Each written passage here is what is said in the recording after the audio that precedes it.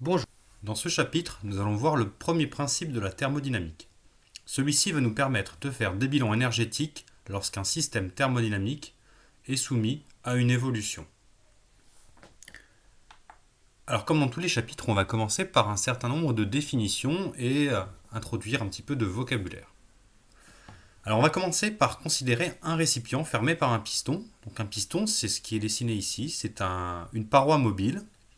Et on va imaginer que ce récipient contient un gaz, par exemple, dans des conditions de pression, volume et température que je vais noter P0, V0 et T0.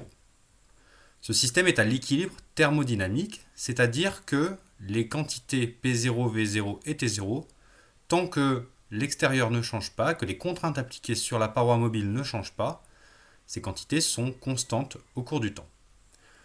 À un moment donné, on va comprimer le gaz en déplaçant le piston vers la gauche et en bloquant son évolution, et on va attendre un nouvel état d'équilibre qui sera caractérisé par un nouveau jeu de paramètres P1, V1 et T1. On atteint un nouvel état d'équilibre thermodynamique, donc P1, V1 et T1 sont maintenant de nouveau constantes dans le temps.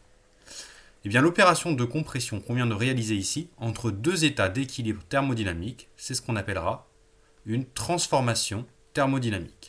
Donc une transformation thermodynamique, c'est le passage d'un état d'équilibre à un nouvel état d'équilibre.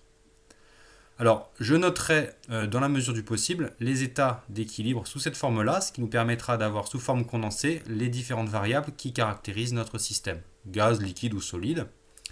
Et ici, je symboliserai la transformation par une flèche et j'indiquerai ces caractéristiques quand on les aura vues.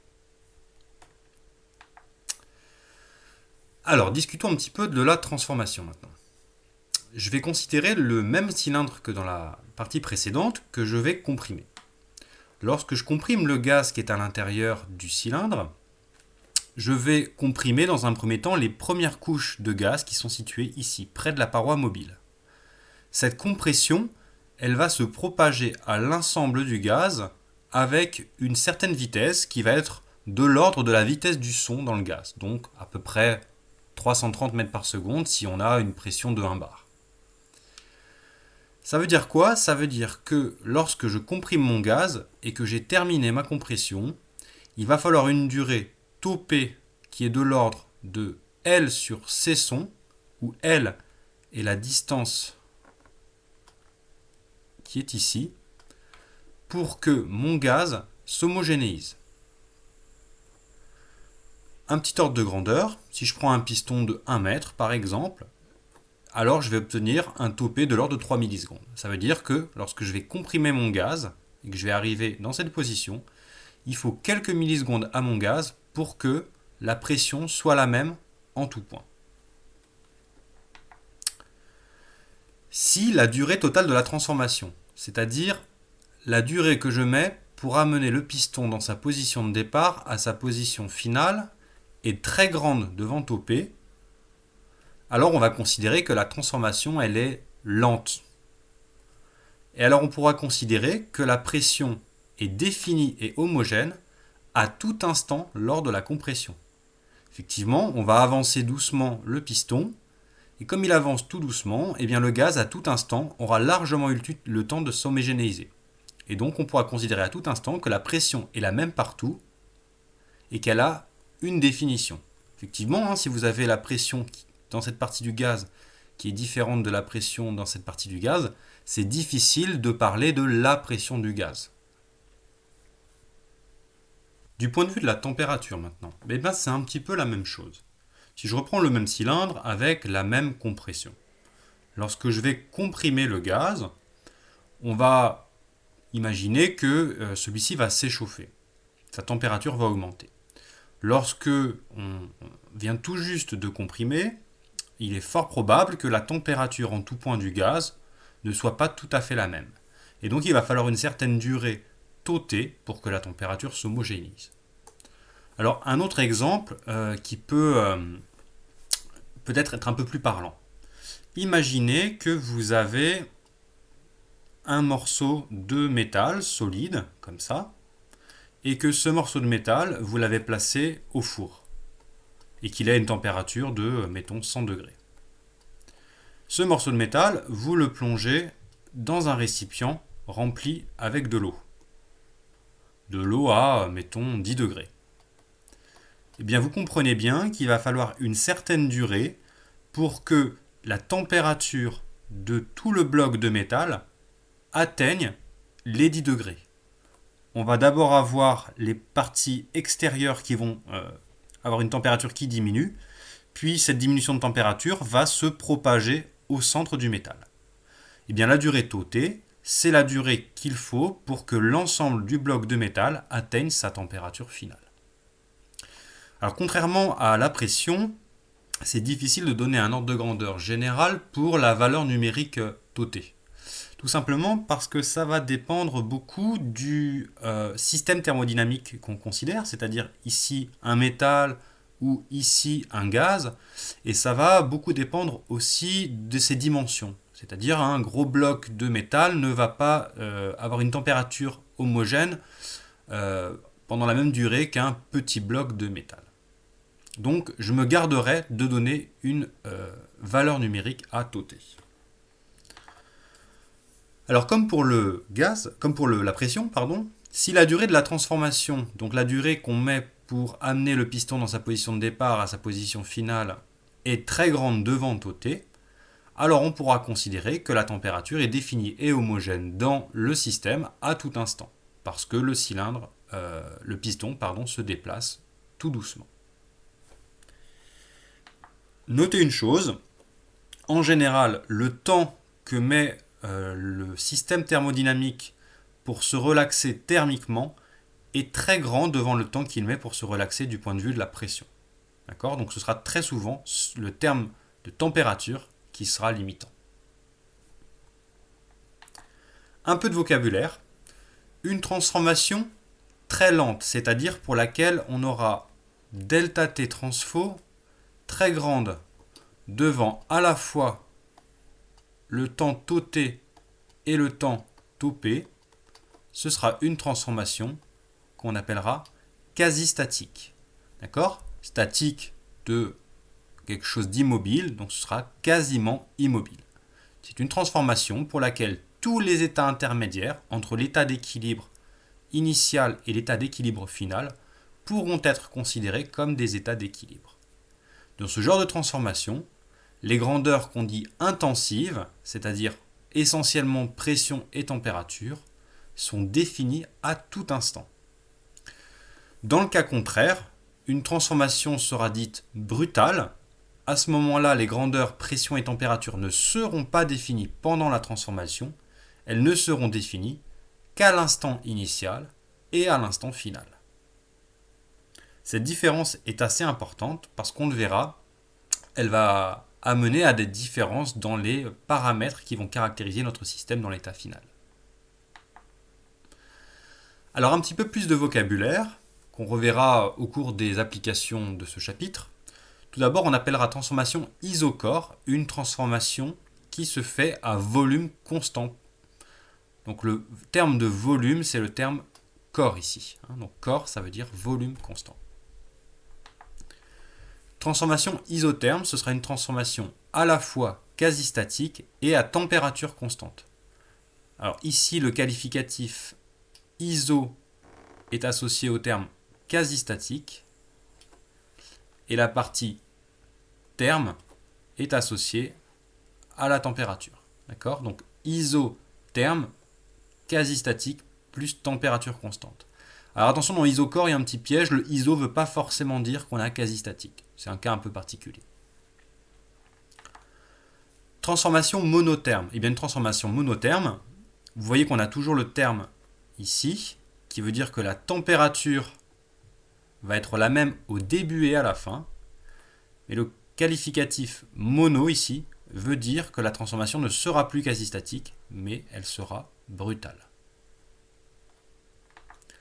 Transformation isobar, ce sera une transformation quasi-statique, d'où le iso, et le bar fait référence à la pression constante.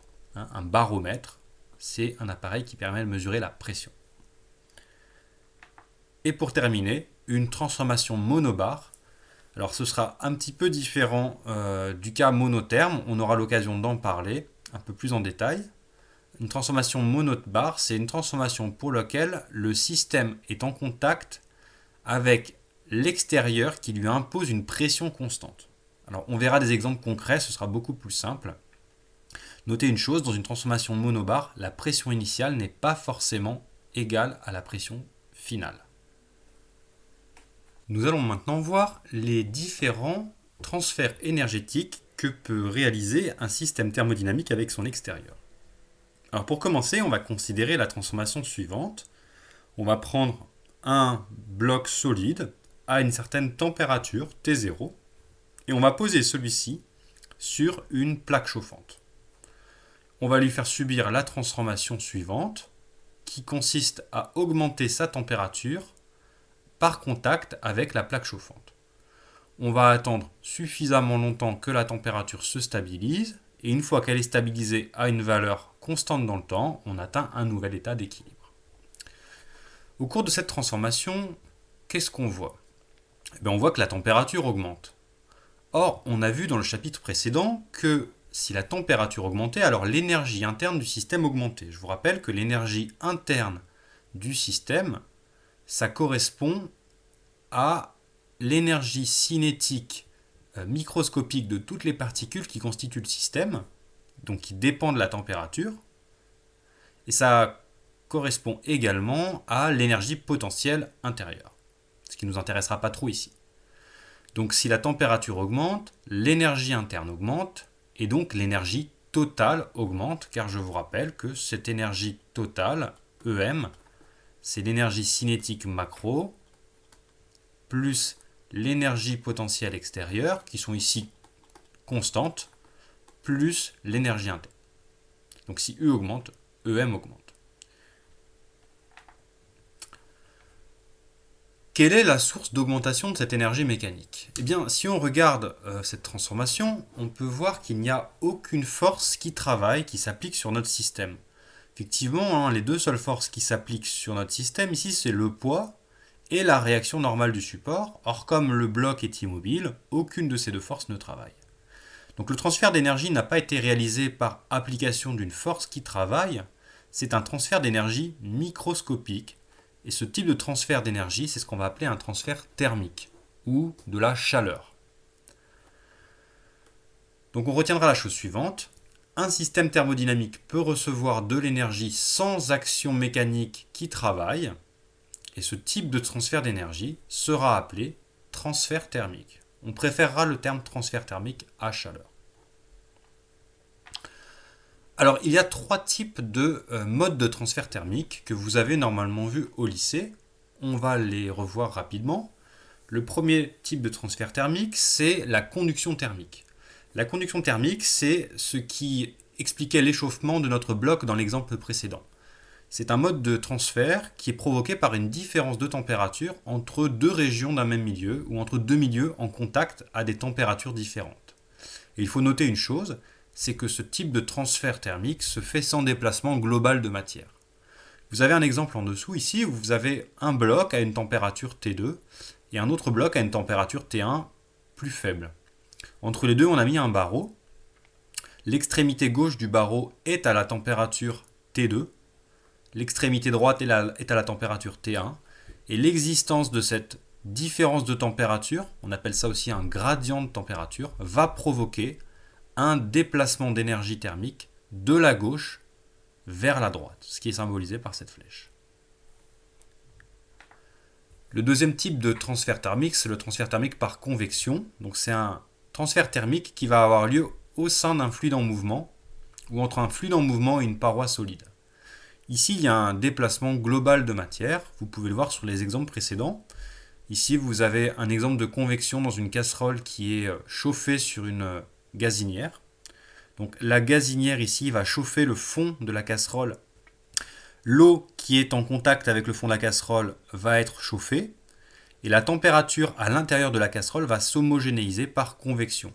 Car l'eau chaude va se mettre à monter et l'eau froide va se mettre à descendre car elle est remplacée par l'eau chaude. Donc on a des mouvements ici de fluides qui vont homogénéiser la température, et donc on va avoir des transferts thermiques au sein du liquide. Vous avez le même genre de phénomène qui se produit à l'intérieur de la Terre. C'est comme ça que vous avez la surface de la Terre qui se retrouve à une température assez élevée. On a des mouvements de convection ici dans le manteau. Le dernier mode de transfert thermique, c'est le transfert thermique par rayonnement. Donc ce transfert thermique, il a une différence assez essentielle par rapport aux deux autres, c'est qu'il peut avoir lieu sans support matériel. C'est un transfert d'énergie qui se fait par une onde électromagnétique. Donc par exemple, l'énergie thermique qui est fournie par le Soleil à la Terre, vous avez ici quasiment du vide dans l'espace, et donc si le Soleil chauffe la Terre, c'est par l'intermédiaire des ondes électromagnétiques ou des photons qu'il envoie vers la Terre. Ici vous avez la même chose, quand vous vous placez devant un feu, c'est le transfert par rayonnement qui va vous réchauffer les mains, donc les photons émis par le feu qui vont venir atteindre vos mains. Alors maintenant je vais prendre un cylindre fermé par un piston contenant un gaz. Ce gaz est à une pression P0, à une température T0 et un certain volume. Et le cylindre dans lequel je vais enfermer le gaz, il est un peu particulier parce qu'on va supposer qu'il interdit les transferts thermiques. C'est-à-dire qu'il ne peut y avoir aucun transfert thermique à travers la paroi. Donc je noterai Q égale 0, Q étant la valeur de l'énergie échangée par transfert thermique. Si j'applique une force sur le piston qui est ici et que je comprime le gaz et que j'attends un état d'équilibre final, ce qu'on va observer, c'est que la température du gaz se sera élevée. Donc avec le même raisonnement que tout à l'heure, si la température augmente, alors l'énergie interne augmente et donc l'énergie totale du gaz augmente. Il a reçu de l'énergie. Ici, on a dit que les parois interdisaient les transferts thermiques. Donc le transfert d'énergie vers le gaz n'a pas pu se faire par transfert thermique. Et donc on comprend bien que ce qui a apporté de l'énergie au gaz, c'est ici le fait que la force F a travaillé. Effectivement, cette force F, elle s'est appliquée sur une partie mobile. Cette partie mobile s'est déplacée. Et donc il y a un travail qui vaudra grosso modo la force multipliée par le déplacement de la paroi. Que nous dit le premier principe de la thermodynamique ? Eh bien, il nous dit quelque chose de très simple. Il nous dit que si l'énergie d'un système thermodynamique a varié, delta EM différent de 0, alors c'est que le système thermodynamique a reçu de l'énergie, soit sous la forme d'un travail, donc sous forme macroscopique, soit sous la forme de transfert thermique, donc sous forme microscopique. Donc le premier principe, il s'écrira de manière la plus générale possible sous la forme delta EM égale W plus Q. Alors attention, ici le travail qu'on va compter, c'est le travail des forces qui sont non conservatives. D'accord ? C'est exactement comme en mécanique. Les forces conservatives sont déjà comptées dans la variation d'énergie mécanique via le terme d'énergie potentielle extérieure. Alors très souvent, on verra que quand on fait des exercices de thermodynamique, en fait, la variation d'énergie mécanique, elle se résout à la variation d'énergie interne. En effet, la variation d'énergie mécanique, c'est la variation d'énergie cinétique macroscopique, plus la variation d'énergie potentielle extérieure, plus la variation d'énergie interne. Le terme d'énergie cinétique macroscopique, ici, il dépend, on l'a vu, du mouvement du centre de masse. La plupart du temps, nos systèmes thermodynamiques, qu'ils soient gazeux, liquides ou solides, vont être à l'équilibre, c'est-à-dire que le centre de masse sera immobile, donc ce terme-là sera nul.